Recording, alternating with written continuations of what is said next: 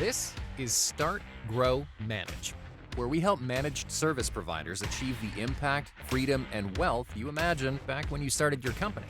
At Start, Grow, Manage, our tools, practices, and processes help you engage, energize, and execute on building a business that empowers an extraordinary life. Learn more about our programs and how they can fuel your fire at startgrowmanage.com/learn more. Let's go. All right. How's it going, Joe? It's going good, man. Good to see you too. So do you remember that movie?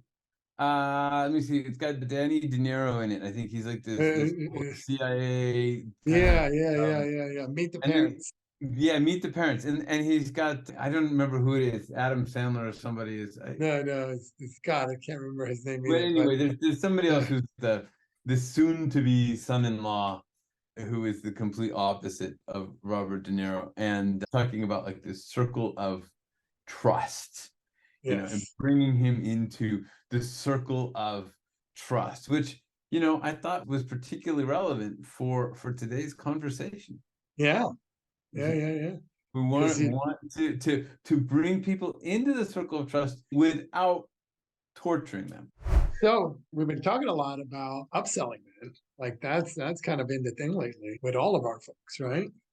Well, I think the issue, I think what we're coming up against is people are concerned about client acquisition. And I think we've talked a lot about how to grow your revenue and grow your business. And you and I have been really focused on how to create that marketing strategy that brings customers into your world. And the fact that I think MSPs really should not be marketing. So if you're under $2 million, really, I don't think you should be spending any money on ads, any money on automated funnels, and just don't do it. But I think what's particularly interesting about upselling is that we tend to ignore it, right? We tend to say, and that's not do it, right? I see that, man. I see that all the time. Like when we start with somebody new, they're in such a thirst for getting new clients and getting new clients and getting new clients. And we're like, well, how about the people you already have? They're like, what about them? And then we're having this conversation. Yeah. And it's one of the tricks of the trade, right? One of the tricks of our trade is to make sure that the people that we start working with actually go out and start doing what we call strategic business reviews, what others call quarterly business reviews, and drum up some business, because that easiest sale is actually the second sale. You put all of that money up front into bringing a customer into your world, but once they're in your world, you're delivering to them. You're proving to them every day how great you are. So when there's an opportunity for more, when there's an opportunity to add some extra cybersecurity or update something or add a new service that's come up, or whatever the story is for the upsell, they're going to trust you with that. And it's a lot cheaper, that second sale, than the first sale. Yeah. You're already in the circle. You're already in the circle of trust at the end of the day, right? So you've got that cycle, that virtuous cycle. You've got everybody, everybody now is in that. And the thing is that all of your competitors are outside the circle of trust. They're all elsewhere. You can build on that idea. And I think as well, people just really dramatically underestimate the cost of acquiring a customer. We tend to think that that's, I'm going to spend a couple $100 in ads, but we were just talking before this how a couple of $100 in ads can lead to $100,000 cost of acquisition if you're doing it the wrong way, right? And that's the thing, right? And you end up chasing your tail most of the time and not getting the qualified leads, not getting all this stuff. So what you said before, not spending that money, it's, to some MSPs, that's horrifying. Like, you're not going to spend any money on marketing at all unless you're over $2.2 million. They're like, ah! But if you don't understand your cost of client acquisition, right, and what it's going to take to do that, why would you throw that money out? Yeah. Why not spend that money wisely in ways that really does get you clients? And I think it's important for us to define what we mean by spending money on marketing, because I actually think you do need to spend money to acquire customers. There's no doubt about that. but the marketing piece tends to come back to, I'm going to spend money on ads, I'm going to spend money on social, I'm going to spend money on all of these awareness activities, which are extremely expensive. In one of the most competitive markets in the universe. In a competitive market, and if you're not clear on why you or what's different, then that money is going to be wasted. If, on the other hand, you can go to somebody and be specific about what you do and drill down into their specific problems, well, you're going to spend money on that, but it's not necessarily advertising money. It's more money to get to know your customer and develop the story for that particular client. So that's what we say. When we say don't spend money on marketing, really stop the ads. It's the marketing, it's like the promotion stuff, the ads and the stuff where we hope that it brings in clients. Like, if you're spending money on ads, you shouldn't be hoping anymore. You should know that it brings in clients. And you should know, for every time I say, okay, I want to get 5 more clients, I'm going to increase my ad spend by $600 or X, whatever X is, and that's going to get me this many more clients. That's how dialed in it has to be. It has to. And that's impossible to do if you haven't fully defined your sales process. So, which brings us back to, go ahead. I think everybody has to fully define their sales process, and then you can define your marketing. But in the interim, if you have customers and you're looking at, well, how do I expand my revenue? The way to expand your revenue is to go solve problems for the customers that you currently have, and make sure that you are conducting those strategic business reviews in a way that supports them and their needs and their business, that's in line with how you solve the problem you solve, rather than it being this massive technical 400-page statistics or how great you are from a technical perspective. I'm going to talk to your MSP brain now a little bit, okay? Out there, your MSP brain wants to give them all these reports and wants to tell them which machines are aging out and wants to tell them all the great cybersecurity things that you stopped this month. They don't care. They want to know how you make their business better. How do you help them serve their clients better? Which means you have to understand what they're doing. So when you're doing your strategic business reviews, do your homework. Understand their business. Understand where they're hurting. Understand where their industry is hurting, and look at what you can do to make them better. Some of these things do matter. If the hardware is aging out, it does matter. I'm not saying doesn't. It does matter, but what you have to do is present it in the context of their business. I don't care that my hardware is aging unless it means that my people can't work. So the thing that matters is, here's the downtime that comes. Here's the risk that you are bringing on. The cybersecurity is almost like, hey, we stopped 100, threats last month, right? That probably means we need to step up our cybersecurity. We need to do more on cybersecurity because they're coming after us. So you have to make these kinds of recommendations, and all of those numbers and statistics and things that you have are really there to support you in making those arguments and being clear around what your customer needs to thrive. But always remembering that it's about the business case, not the technology. That's the thing. You care about the technology, and that's why they pay you all that money, so that you can't.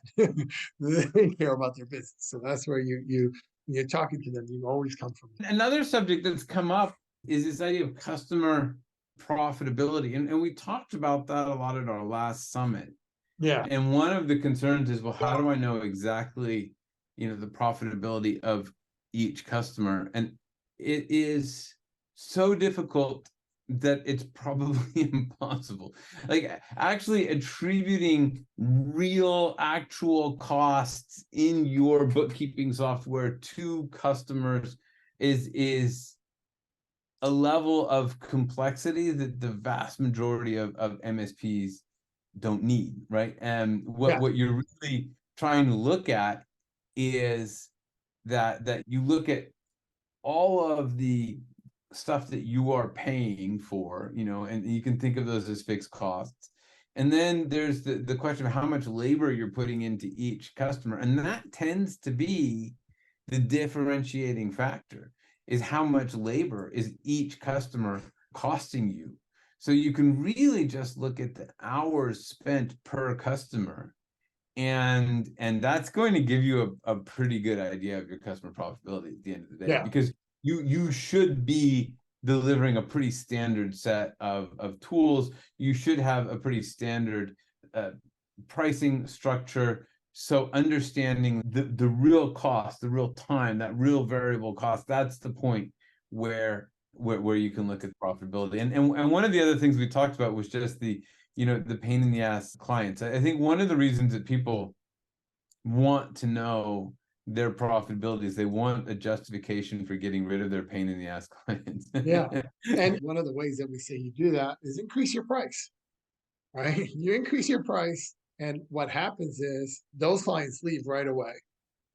And you get 40% of your help this time back. And you're like, why didn't I do this before, right? So you increase the price, 2 or 3 clients leave. Everybody else stays because they love you because you're doing a great job. And then those people that were a pain in the ass, that were sucking up 40% of your help this time, they're gone.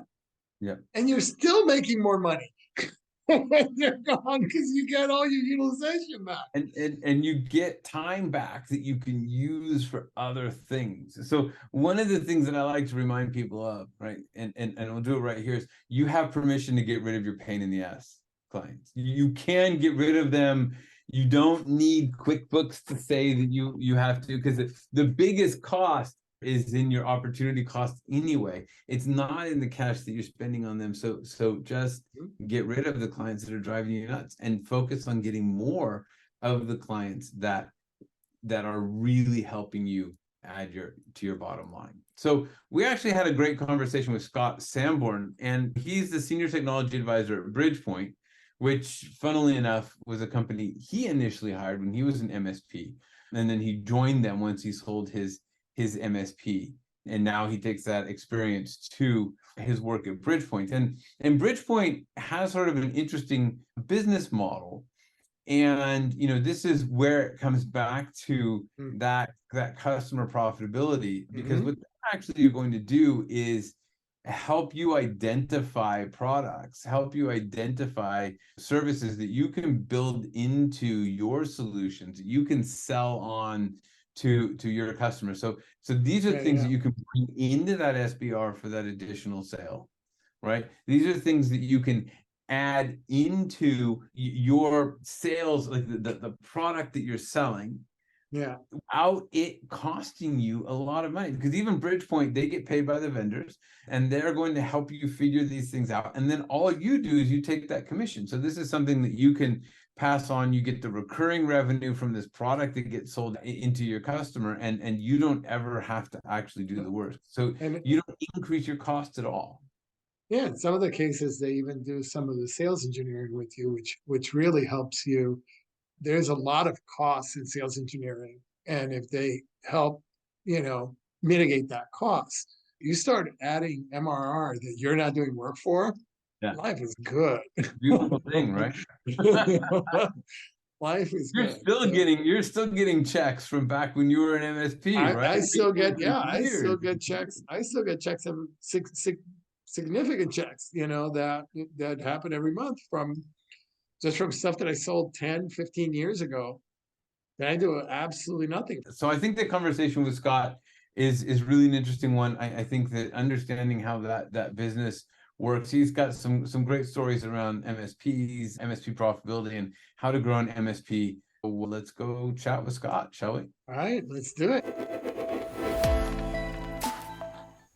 Good morning, gentlemen. Hey. Good morning now. Good to see you.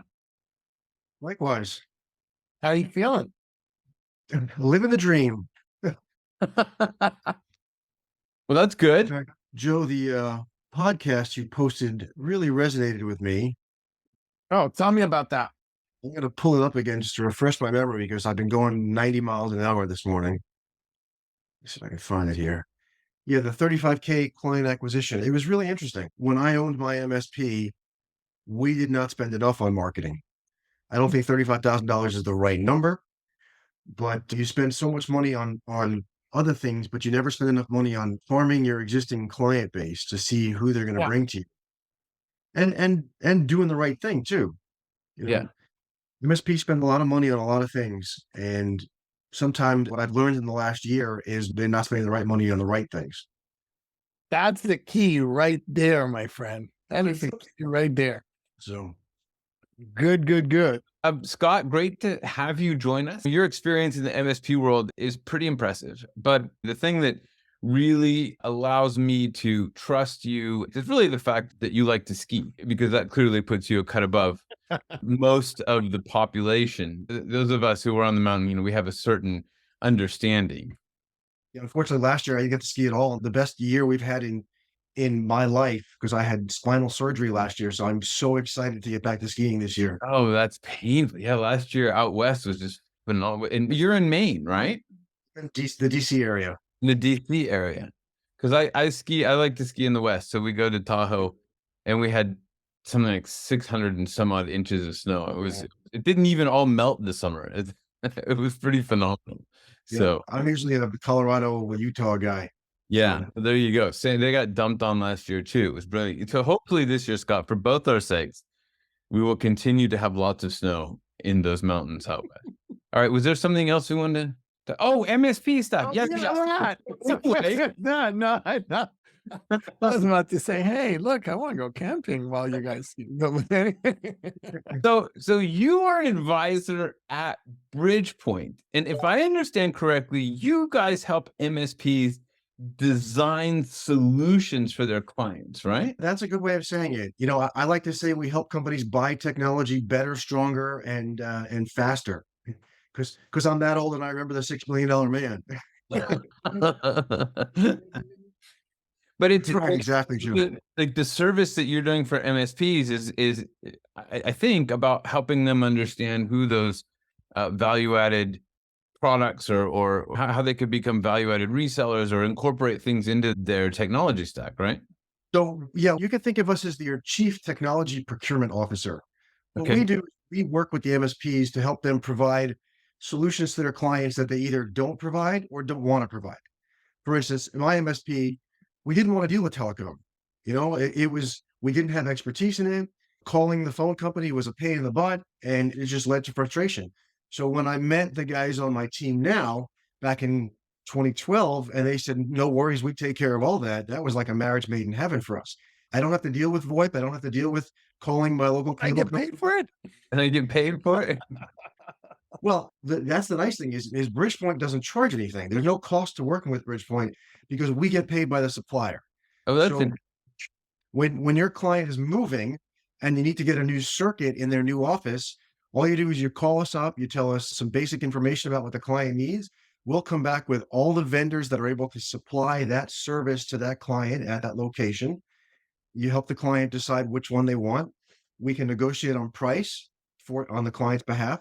And then the client signs a deal directly with the supplier. So we're not white labeling it. We're not getting in the way. All we're doing is facilitating a better way to buy.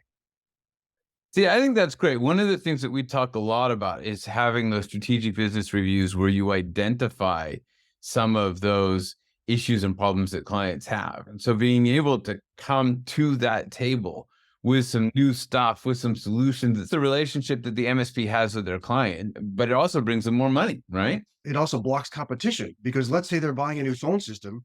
So instead of having to go outside and call their local phone guy, who is going to come in and say, oh, it doesn't work because it's the network's fault. Now you're bringing that technology to the table. You're blocking the competition from getting any foot in the door there. So it serves a whole bunch of purposes. Plus, a lot of MSPs, especially nowadays, talk about how it's not a cookie cutter approach. We're not a cookie cutter company. We're going to design you a custom solution. Well, yeah, but then if you try to cram them into the one service that you're selling because you're making a good margin on that, then isn't that cookie cutter?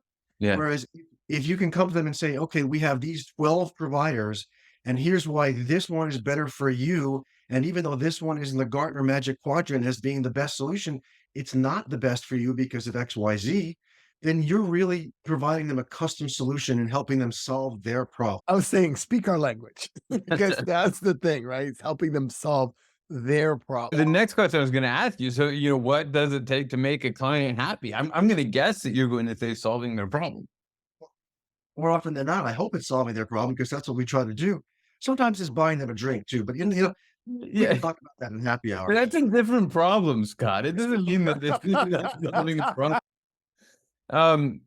Good. So, but you came to Bridgepointe from VantagePoint Solutions, right? So that was your MSP, and you hired Bridgepointe, and then you ended up joining them? Well, so the relationship is not really a hire relationship. It's more of a partner relationship. So what happens is when the customer has a need, the MSP uncovers a need, the customer says, hey, I need this solution. As a partner of ours, they'll come to us and we take care of the entire process, the whole procurement process, from managing the discovery to researching the vendors, to managing, if it's a phone system, managing all the demos. And of course, the MSP is welcome to participate in the process the entire time. And then we take care of the price negotiation and then get the client to sign the deal. And then the MSP almost always has a representative on all the implementation calls. We have a project manager that sits on the implementation calls as well to make sure that the vendor is doing what they say they're going to do. And then, as time goes on, eventually the service is up and running. And then we step back. We are there available if something goes wrong with that service, because our volume is so tremendous. We're doing 7 figures a month of billing for a lot of the services that we work with. So it's a lot easier for us to pick up the phone and get a senior engineer to respond to a problem than it is for the little fish in the big sea to call up and say, hey, my internet's down. So we carry a lot more leverage in that way too. Yeah, sure. But I was wondering about from the VantagePoint perspective, because I'm interested in the MSP perspective, because you started the relationship as an MSP, right? And that sort of led you in. So they were able to really solve a problem for you as an MSP, just the way that we're talking about, right? Right. So another problem that they were able to solve for us is, as MSPs, we know that our holy grail is recurring revenue. That's the be all and end all of MSP. And when we work with a partner, when they bring us into an opportunity, we get paid by the supplier. As I said before, we split that commission with the MSP. So not only are we helping with client satisfaction, keeping away competition, we're also driving revenue straight to their bottom line, because the truth is they don't have to do much. Yeah. So we take care of that entire process, and then they sit back and they'll get a check from us every month for the life of the customer.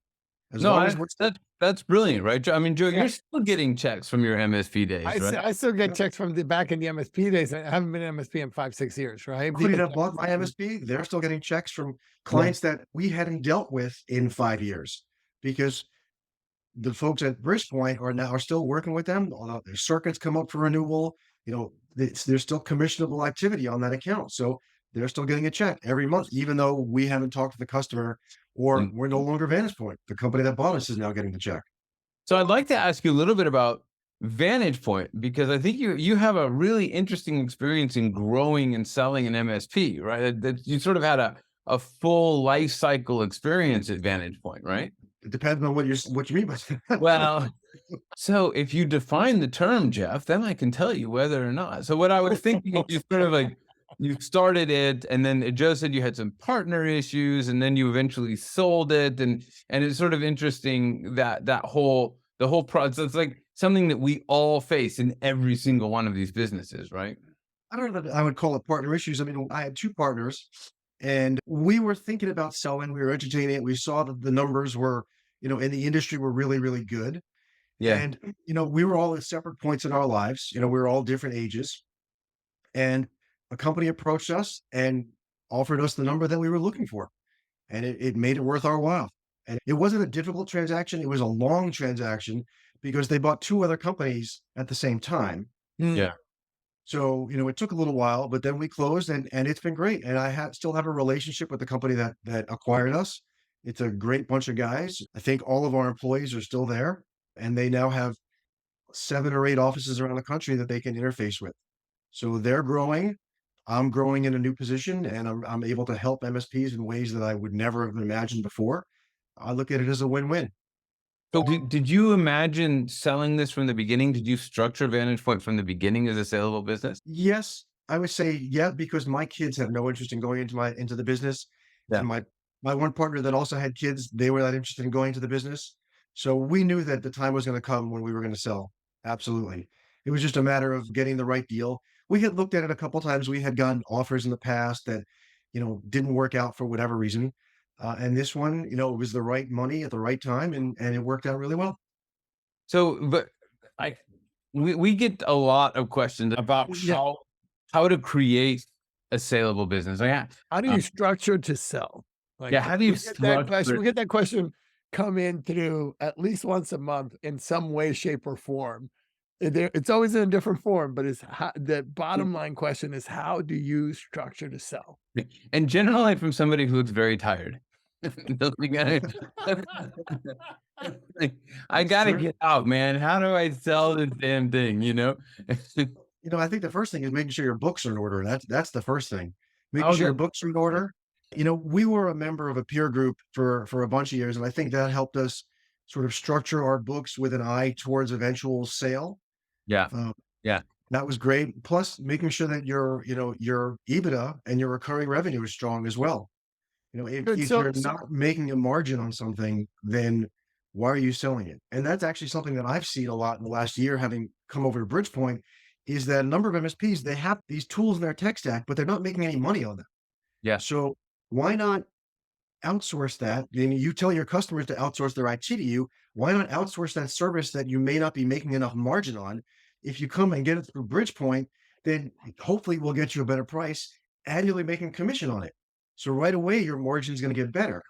Everything, like I said before, everything in our business is based on recurring revenue. I'm going to bring you back, right? So when you say structure the books, like, what does that mean? Right? Like, structure the books to sell. What does that mean? Like, what should they be thinking about? What should they be looking I think making sure, first of all, that your contracts with your clients are in order and you're protected. Making sure that you have contracts. Yeah, exactly. Those master sale agreements, like you gotta remember where we are, man. So you're saying that I can't just have a handshake deal over coffee and hope for the best? Well, when we start our companies, we're all kind of in that boat. But as you grow and mature and you're actually looking at selling or positioning yourself to sell, you want to make sure you have agreements, because the number that you're going to get, the money that you're going to be offered, is going to be based on what the buyer is going to get. And if you have a handshake agreement, doesn't matter how good of a friend you are with a client, they may not like the new customer. And if you don't have an agreement with them, then you're out of luck. That doesn't count.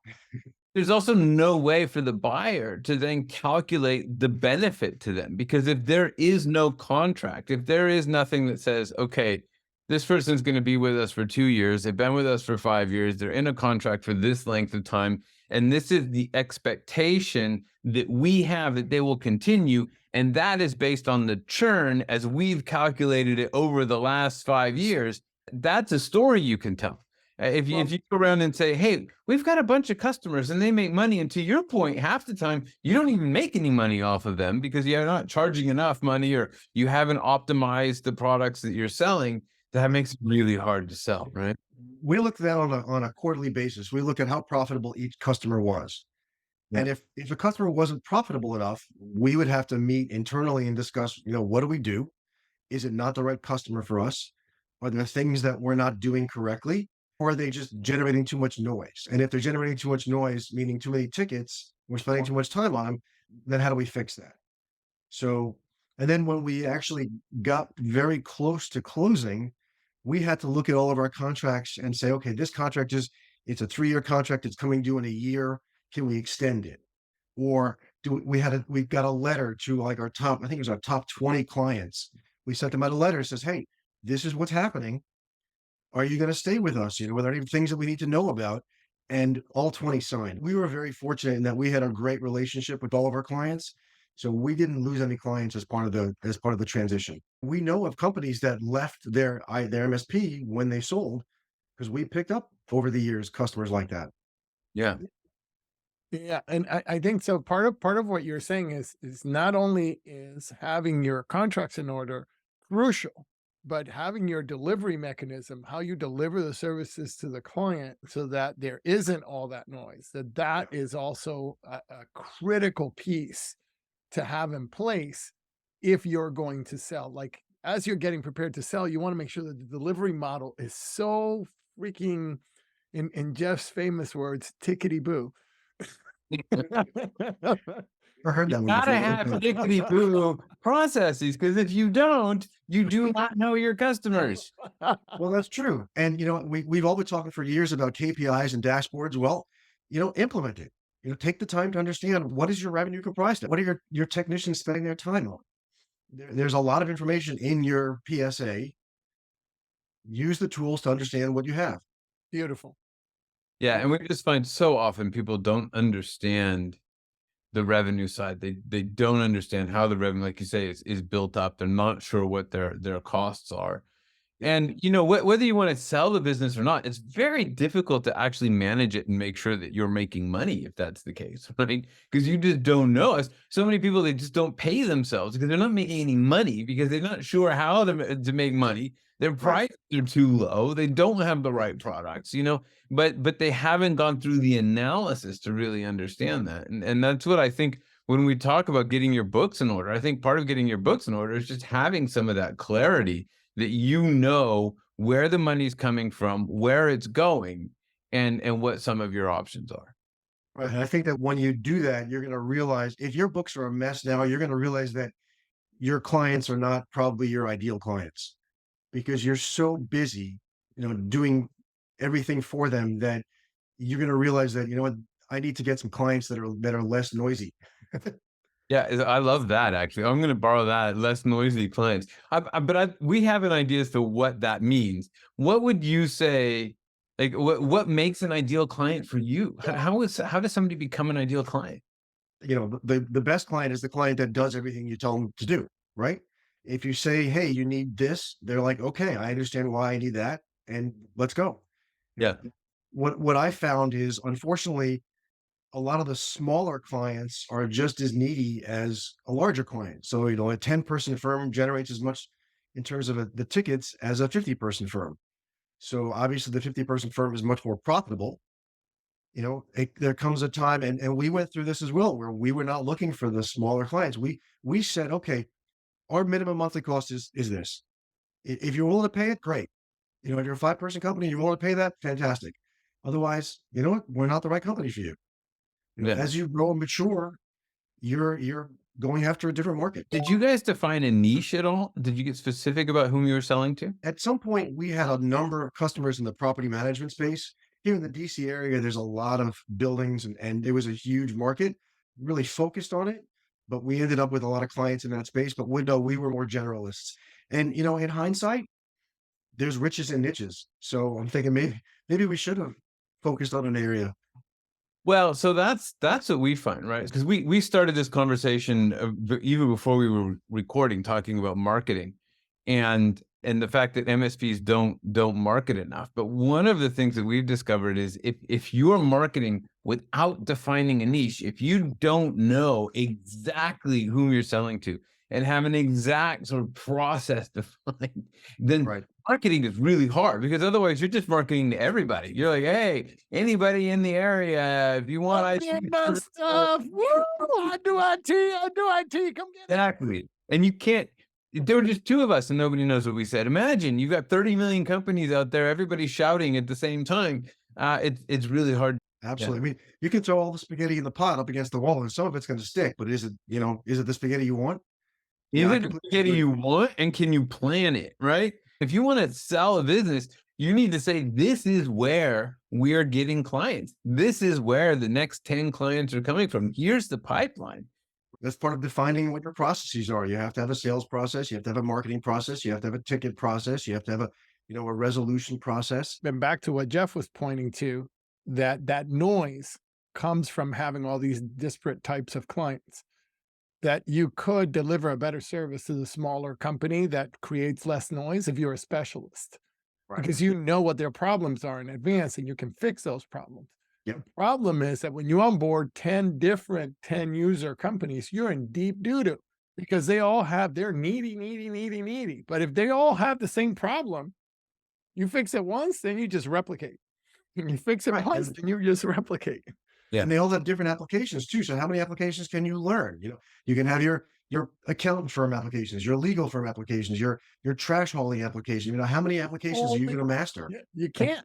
You can't. Right. And that's the whole key. That's really where it starts to get, you start to see, oh yeah, the riches really are here. And I love what you said about how you can anticipate their problems. If your niche is legal, then you know that a 20-person law firm or a 30-person law firm typically encounters these kinds of problems. That's So it. you're going to come in there and you're going to be at an advantage over the guy who does just anything in the world. Like, oh yeah, well, we worked with that program before, but I'm not an expert in it.